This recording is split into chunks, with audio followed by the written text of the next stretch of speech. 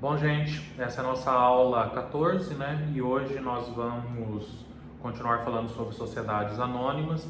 E a nossa aula de hoje nós vamos falar sobre o acionista controlador e sobre a responsabilidade dos administradores, né? Antes de adentrarmos a responsabilidade dos administradores, que nós vimos algumas coisas nas aulas anteriores, Conselho de Administração, Diretoria, Conselho Fiscal, né? Na aula sobre órgãos sociais. E hoje nós vamos falar um pouco sobre a responsabilidade deles. Mas antes de falar, necessariamente sobre a responsabilidade, nós vamos falar sobre uma figura bastante importante das companhias, que é o acionista controlador, né? O conceito de acionista controlador a própria lei já traz, que é o artigo 116 da Lei de SA, o CAPT, que ela estabelece exatamente o quê? Entende-se por acionista controlador a pessoa natural ou jurídica ou o grupo de pessoas vinculadas por acordo de voto ou sob controle comum que, né? Esse é o requisito, né? Aí agora nós vemos esse conceito legal de acionista controlador, né? Ou seja, pessoa natural ou jurídica, né? Tanto faz. É aquela pessoa, né, em sentido aí amplo, que exerce efetivamente um controle da companhia, né? Os requisitos para esse exercício, né, do controlador, ou para que se caracterize, né, esse acionista controlador, são aqueles requisitos justamente estabelecidos nas alíneas A e B do artigo 116 e também no parágrafo único. Ou seja, a linha A é aquele que é titular do direito de sócio, que lhe assegure de modo permanente a maioria dos votos nas deliberações da Assembleia Geral e o poder de eleger a maioria dos administradores da companhia e que usa efetivamente, né, esse seu poder para dirigir as atividades sociais e orientar o funcionamento da companhia. Parágrafo único estabelece que o acionista controlador deve usar o poder com o fim de fazer a companhia realizar o seu objeto e cumprir a sua função social, e tem os deveres e responsabilidades para com os demais acionistas da empresa, os que nela trabalham, e para com a comunidade que atua, cujos direitos e interesses devem lealmente respeitar e atender. Então, né, nós temos aí uma certa fórmula, né, que a gente pode verificar analisando esses dispositivos, que para que seja caracterizado como acionista controlador, ou bloco de controle, ou algo desse tipo, conforme está no CAPT, nós temos que ter o quê? Conjuntamente, a maioria dos votos e o uso efetivo desses votos, né? O uso efetivo desses votos para comandar a companhia. É cumulativo, né?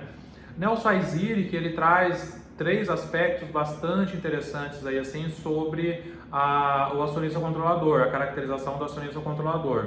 Ele coloca pelo menos, né, três características aí do acionista controlador. Ele tem a maioria, primeira característica, ele tem a maioria dos votos nas deliberações da Assembleia Geral, ele tem o poder de eleger a maioria dos administradores, ou seja, ele tem a maioria dos votos, mais o poder de eleger os administradores, e junto com tudo isso ele usa efetivamente esse poder para dirigir as atividades sociais, né? Então, é justamente o CAPT mais os complementos ali daquele dispositivo do artigo 116 da Lei de SA.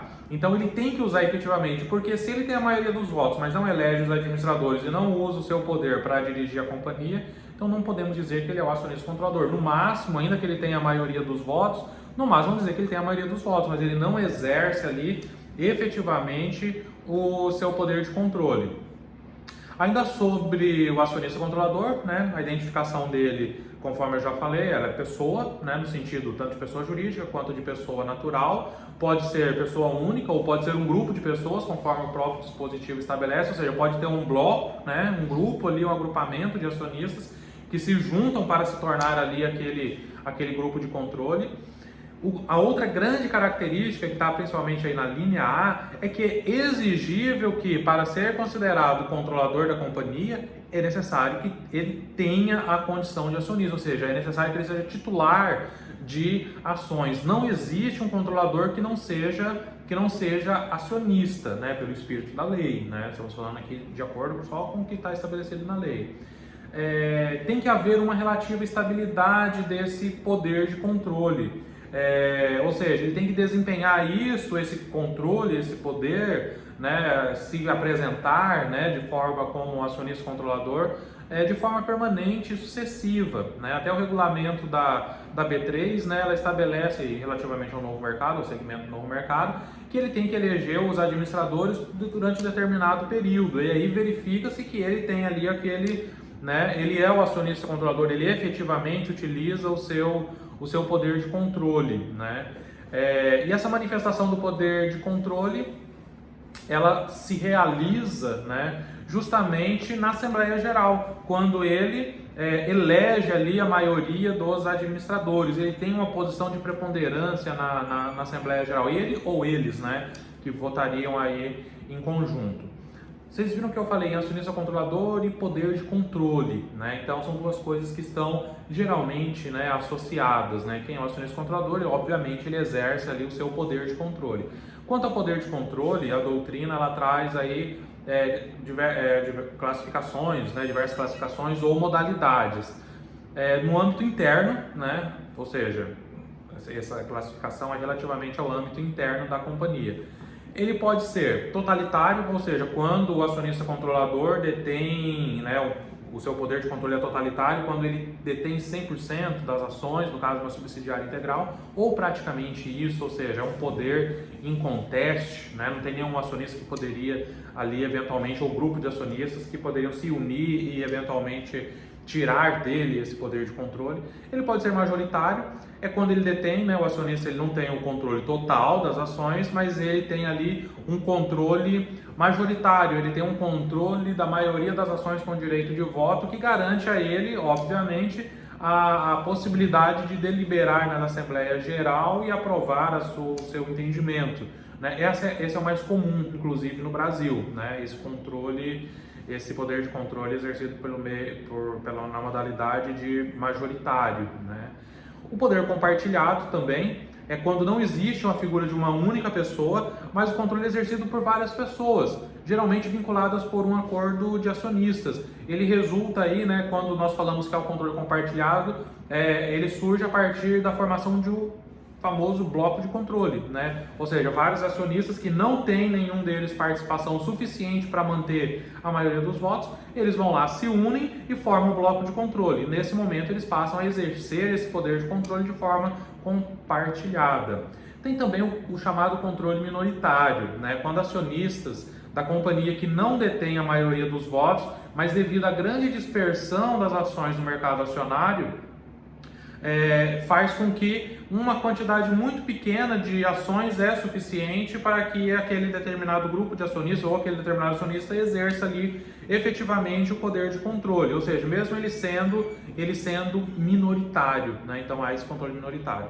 E há também o chamado controle gerencial ou administrativo ou controle pulverizado. É quando a condução dos negócios ela é realizada efetivamente por administradores profissionais, sem a existência de um bloco de controle ou um controlador definido, né? Nesses casos, são para aquelas companhias que têm uma grande dispersão acionária, né? É mais comum, aqui no Brasil não é tão comum, mas ela é realmente mais comum nos Estados Unidos e Reino Unido, né? São bem mais comum. E é interessante que para esses casos existem disposições estatutárias bem mais específicas, né? Então estamos falando de companhias em que tem uma grande quantidade de acionistas. Como eu falei, esse poder de controle é no âmbito interno, né? Existe o poder de controle exercido de forma externa? Pela lei de SA, não. Por quê? Porque lá no artigo 116 estabelece que o acionista, o controlador, ele tem que exercer efetivamente o seu poder de controle, mas ele tem que ter a condição de acionista, ou seja, quem não é acionista não pode exercer o controle da companhia. Só que existe sim, não podemos fechar os olhos, uma possibilidade de controle externo, seja por meio de ajustes contratuais, né? Por exemplo, com credores ou com fornecedores, né? Existem aí vários casos. Pode haver também um certo controle institucional, aí as empresas que são submissas, né, às normas do Banco Central, do CAD e outras agências reguladoras. Então há um certo controle externo em relação, né, à atividade, né? Então são exemplos, né, de exercício do poder de controle por alguém que não é acionista, ou seja, determina ali os rumos da companhia. Ele não caracteriza, né, a grande diferença em relação ao interno é que ele não caracteriza um controle acionário e ele também não está previsto na lei de SA, certo? O poder de controle exercido de forma externa não está não está descrito na lei de SA, né? Então ele é um controle de fato, vamos dizer, não ali regulamentado em lei propriamente dito, certo?